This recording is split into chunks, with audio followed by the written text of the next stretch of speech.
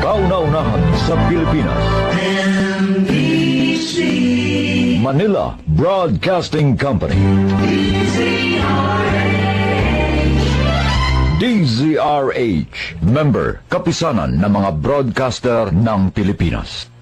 Oktubre 6, 1953, unang sumahimpapawid dito sa DZRH.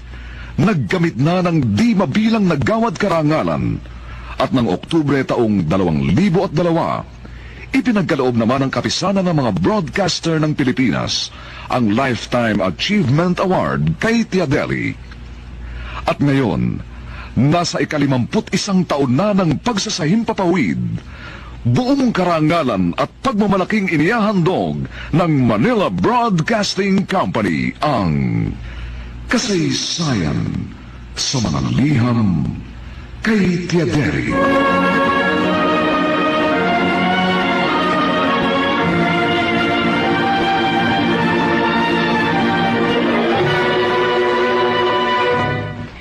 Itong inyong Tia Deli.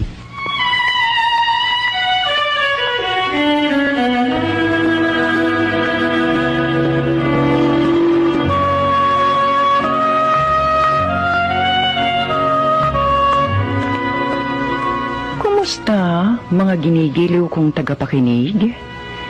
Narito na naman po kami sa pagsasadula ng mga pangyayaring lumikha ng suliranin at bagabag na humitik at naging mahalagang bahagi ng buhay. Mataos naming layo ni magdulot na ikagagaan, kundi man tuloy ang ikapapawi ng hapdi at kirot, ng pagdurusa o agam-agam.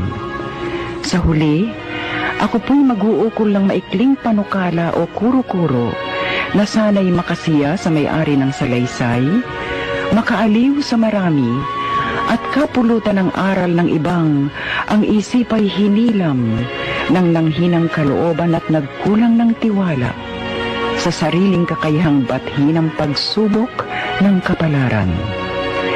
Ito po ang kasaysayan sa mga liham sa inyong Tia Deli.